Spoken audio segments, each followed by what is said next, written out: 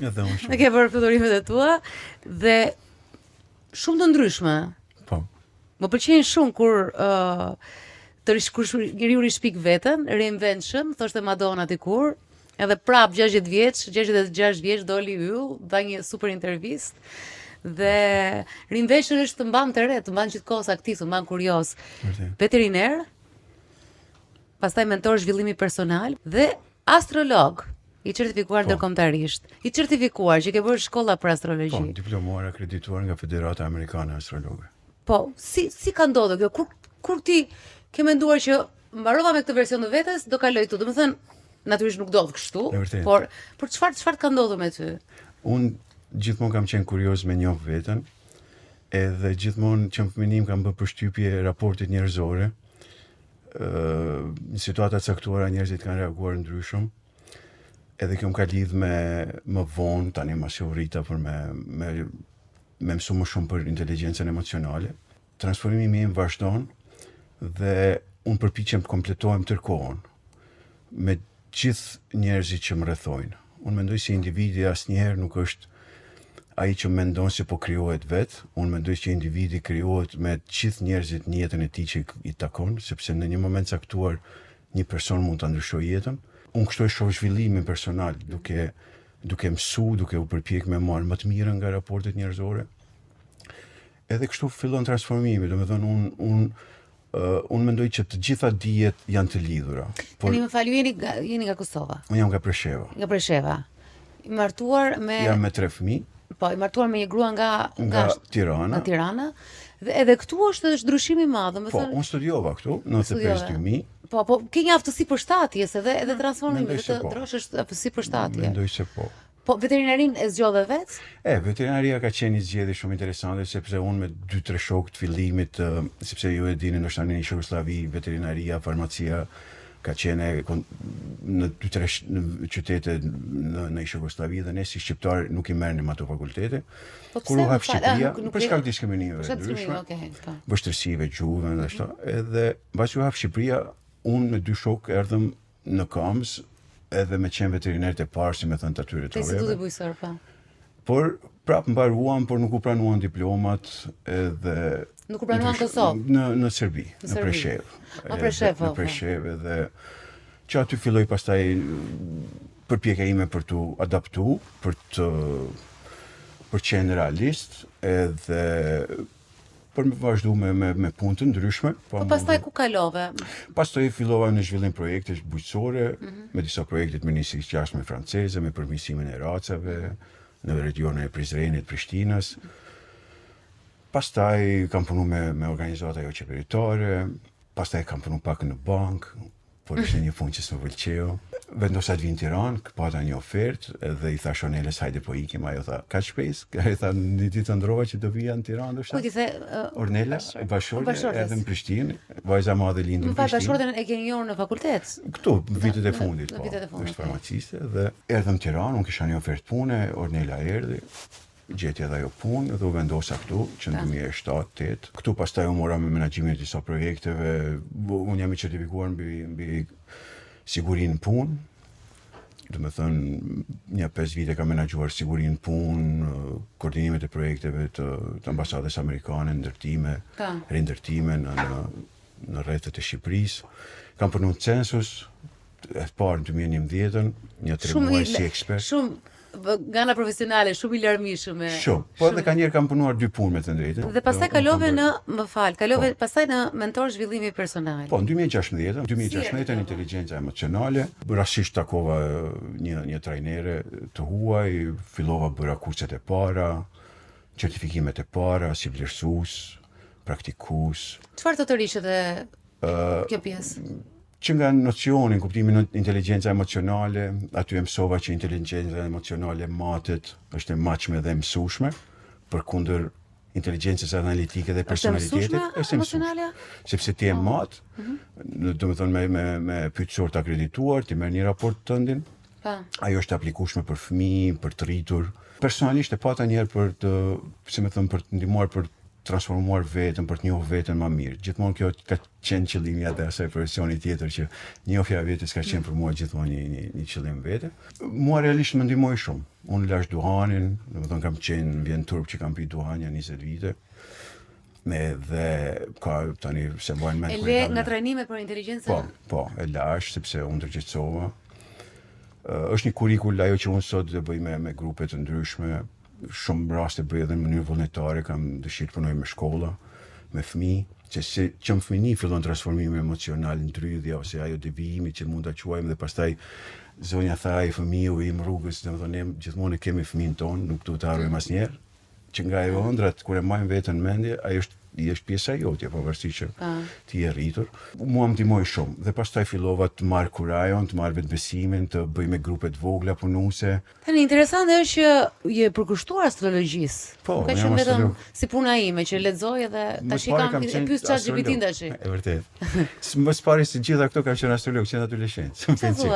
Që 16-17 vjeç kam qenë. Edhe është pak më e rrallë për meshkujt. Ka dhe këtu meshkuj astrolog, është pak më e rrallë. Po, më ka pëlqyer gjithmonë, asnjëherë s'kam dashur me dal pa u certifikuar dikon, sepse ti ke një ori, mund të kesh një ori, por kam dashur që të kem një ballafaqim me profesionistin, me thënë. Edhe pastaj u rri teknologjia, ja, për shembull, unë kam bërë me Federatën Amerikane të Astrologëve, më kanë caktuar profesoreshën dhe ajo ka zgjatur 2-3 vite, kam bërë 40 provime, që në atë kohë ka qenë e paimagjinueshme. Pikërisht kjo, njohja e natyrave njerëzore. Domethënë mua më kanë ndihmuar edhe astrologjia dhe në raportet e punës.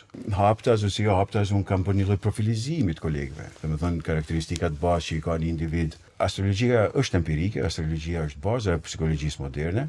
Kur mësojmë historinë e astrologjisë, gjithmonë që na nuk e di si ndihet Jona për këtë. Në princip, në burim, duhet që mos jemi në kuptimin baza është psikologji, sepse ne mund të flasim shumë për astrologjinë dhe mos të përmendim fare planetet dhe gjua është psikologjike. Domethënë janë shtysat, dëshirat, nevojat, që në antikitet njeriu ka dashur me njoh veten. E ka njohur përmes syjeve, që por është e sintetizuar, domethënë astrologjia amatore me profesionale ndallojnë shumë. Unë kam një shprehje që çdo profesion gjysmak e lën pacientin gjysmak. Kështu që edhe astrologjia e konsideroj profesion të mirëfillt, astrologu gjysmak i pashkolluar nuk të jep informacionin. E praktikon apo e ke për E praktikoj me miq familjarësh. Dua që gjithmonë të filloj duke ja bërë horoskopin personal lindjes, pastaj përtojnë dikush me lexu dhe i them, "Ok, s'ka problem." Domethënë, tendenca e njerëzve është me njoft të ardhmen, unë i them, "Jo, unë nuk merrem me të ardhmen, ne e krijojmë të ardhmen." Domethënë, nuk ka sens me kriju të ardhmen përmes astrologjisë, por përmes përshkrimeve astrologjike ti mund të shohësh ndikimet, domethënë energji që të karakterizojnë në moment caktuar dhe të rrit vetdijen tënde. Për shembull, kur Merkuri nuk është i pozicionuar mirë në hartën tënde të lindjes, ti mos prit me qenë orator i mirë. Mos me qenë ndoshta fëmia jot orator i mirë, partneri jot, prindi jot. Domethënë që aty ti po fillon dhe po kupton më shumë për njerëzit rreth vetes. Domethënë kjo është astrologjia, nuk tham asnjë gjë të madhe. Tash dikush nëse është skeptik, mund të jetë skeptik dhe nuk do fare të merret me atë. Abdullah, unë dhe Ardita nuk e di për Jonën. Jo, ne donim një emision tjetër, vetëm për se Ardita të tha pak më parë për astrologji, sepse unë duke që je njëri pasionantët po filluan, nuk ta lëm, po unë jam shumë kurioze sepse edhe në këtë program ne duam merrem më shumë me pjesën e transformimit dhe momentet e transformimit. Fillove me kafshët. Pastaj kalove te mentorit tek të tjerët dhe astrologjia është për të kuptuar të tjerët. Po ti vetë gjatë kësaj kohe, ç'a ke kuptuar në çdo fazë transformimi dhe a ke pasur momente që ke pasur frikë të ndryshimeve të ndryshimeve qoftë, kanë qenë edhe se në transformim ka pas edhe lëvizje. Pra ke qenë je nga një vend, pra ti e ke jetë shumë interesante se je edhe nga një vend që është, do të thënë, serbis me shqiptar, pra pastaj edhe ajo është interesante vetë. U lidhe me Tiranën, erdhe, ike. Ka pasur momente që ke pasur frikë e trembur nga hapa të tjerë, që futesh në një botë krejtësisht tjetër nga ajo që njeh. Tani duhet ta bëj një parantezë vogël me frikën. Për shembull, në gjuhën e inteligjencës emocionale ne shpesh i emërojmë shumë pak emocione. Dhe një nga emocionet që ne nuk e emërojmë shumë drejt është pikërisht kjo frika. Sepse çdo emocion ka një mesazh. Edhe frika, kur e themi, është një gjë kur ti je në rrezik. Do të thonë, unë përpiqem edhe me fëmijët ose sepse është emocioni tjetër që përshkruan pasigurin. Frika është kur je në rrezik. Domethënë nuk kisha ai rrezikuar. Unë mund të them që kisha pasiguri të caktuara. Mungesën. Domethënë që këtu fillon ajo ndryshimi. Unë mendoj që transformimi ose ta shtojmë ndryshe, a ndryshon njeriu. Ka shumë mënyra. O ndryshon ose ndryshon pak. Si mendon ti? Ndryshon njeriu apo s'ndryshon? Njeriu që njoh është kjo këtu. Jo në shumë gjëra. U them në shumë zakone nuk ka gjëra që nuk ndryshoj dot, por i kam përmirësuar. Domethënë, është kjo pjesa për shkak që dua të flas pastaj për të thënit jo. Jam pjekur për ta menduar 2 herë një gjë sepse kam referenca. Domethënë, me moshën kam referenca dhe e di se çfarë ka ndodhur. Dhe kështu që e kam parë që kjo gjëja mua nuk më shërben më. Pra thjesht kam bërë një selektiv, siç e bëj në punën time, siç e bëj si producente, këtë gjë kam bërë me vete. Nuk e di nëse kam ndryshuar unë në natyrën time, unë të njëjtën natyrë kam, unë çdo ditë të jetës dhe prej shumë vitesh, them numëron në 10 sekonda dhe pastaj shprehu dhe askurrë se kam bërë këtë. Kur. Në momenti që vjen momenti që unë zuhet jemi impulsive, e kam harruar 10 sekondësh sepse isha përgatitur para 2 minutash. Kjo nuk më ka ndryshuar dhe nuk besoj se do më ndryshoj. Dhe kam takuar dhe një zonjë para ca ditësh që takuam bashkë, nuk po e them emrin. Po e shi atë dhe në fakt po mendoja me vete si ca njerëz ai 76 vjeç dhe ka të njëjtën natyrë siç e njohun prej 30 vjetësh dhe thash sa njerëz nuk ndryshojnë. Mami im ka ca gjëra që nuk i ndryshon dot. Kështu që unë nuk besoj që në thelb janë sa gjëra që është pjesë e identitetit ton. Unë nuk mund të jem ai njeriu që mendohet shumë, se vdes kur dëgjoj të vdes i adhuroj njerëzit që thonë ta them nesër ose ri në heshtje, mbaroj, për mua është janë njerëz kur thon ajo hot, sa i bukur je, për mua më hot nga të tjerë janë këta njerëz, sepse unë nuk e bëj dot, po mundohem ta bëj që të ri në heshtje. Domethënë unë jam tashi, nuk ndryshoj, jam i njëjti njeri, po vetëm që rri kështu në celular. Ta lë dhe pak. Domethënë, okay, e lë, nuk i përgjigjem, ose e bëj kështu edhe e fshi. Pra, unë jam ajo, vetëm po mundohem që është si fizioterapi e mendjesime. Pra, mënyra se si të eci unë ndryshe, kisha një lloj eci, bëra një aksident, dhe tash duhet të ec ndryshe. Dhe tash duhet të mësoj se si ta hedh hapin, dhe ta hedh hapin që mos bëj aksidente të tjera. Puna është që ai gjuri, më thënë ka lëvizjet e veta, nuk e di tash. Ai Formulës 1 e ka fizioterapinë, e ka çik Formulës 1, ai vrapusi Usain Bolt. Kështu që është bërë këmba ime për të ecur trurim, për të ecur shumë shpejt, për të folur para kohë. Prandaj kam lidhur gjithmonë, kam menduar ndryshon njeriu, kam parë që unë natyrën e kam njësoj. Pra siç e mbyllja derën e vogël kur vinin të ftuarit, unë prap nuk i flas njerëzve her pas here, bëhem arrogante, duke kam ata, po e kam me. Është e njëjta gjë, dhe shoh edhe te kalamajt e mi, kanë ca gjëra. Kështu që jo, në thelb unë besoj që nuk ka ndonjë ndryshim shumë të madh në natyrë tjetër pastaj rritesh edhe pastaj futet inteligjencë. Inteligjenca emocionale, kjo kurrikulum ka ndihmuar për mos më nxitu me thënë gabim. Domethënë që këtu fillon ndryshon marrëdhëniet njerëzore, ndryshon loja për çdo gjë. Sepse gjithmonë ne kemi tendencën me qenë drejt ose gabim. Dhe nëse ne bëjmë një transformim të vogël dhe themi drejt ose ndryshe, ti ke bërë shumë dallim të madh. Për mos me thon gabim. Sepse kur themi let gabim, unë i them mbathur mirë si kalin, edhe hyn betejë për mi thon dikujt gabim. Edhe ne shumë let i themi ndoshta pastaj një fëmijë gabim, e ndrydhim, ja humbim vetbesimin, edhe kështu themi ç'a ndodhi. E pastaj duhet kthehemi mbrapa nëse kemi kohë e krejt këto dhe të bëjmë ndryshimin pozitiv. Fillimi ndryshimi, për mendimin tim, nga përvoja ime, fillon me mësimin. Mësimi është ndryshimi që bën. Dhe çfarë është mësimi? Mësimi është që vetëm një dije të cilën ti e fut në punë, kur ty po të duhet. Sepse njeriu i cili nuk e fut dijen në punë është e barabartë me ignorancën. Shpesh ne thirremi e di ton kët, po ti thua pse se bëre në për punë të ndryshme në atë rastisë. Ku ishte dija? Ku ishte kjo shkallësia jote që nuk dolim pa? Do të thonë, unë e kam këtë parim, këtë moto që ti nëse pretendon që e din, futem punë, matu, edhe shikon të bëren një ndryshim të mirë. Nëse jo, ti s'ke mësuar gjë, nuk ndryshon. Ndryshimi fillon me mësimin. Dhe në fillim ndryshimi pastaj vetë individi e shef, me sa të gjoha, ti nuk e konsiderove dhe nuk e konsideron të nevojshme të ndryshoj disa modele tua, dhe nuk ka gjë të keq. Jo, unë do mirë doja shumë, por është e vështirë, sforcohem. Kur ta bëjmë trajnime me stafin në Andale, do e bëjmë gjithë. Po, do ta bëjmë Shpresoj patjetër. që do t'ju pëlqej. Po du të them ndryshimi ndodh. Ndryshimi ndodh duke njohur modelet, duke njoft edhe kur ishte ajo puna e 10-s, 6 Seconds, ajo ku unë vazhdoj të mësoj, është një komunitet më i madh inteligjencë emocionale në botë. Studimet kanë treguar që emocionet nga gjenerimi deri në prekjen e çdo qelizë të trupit zgjasin 6 sekonda.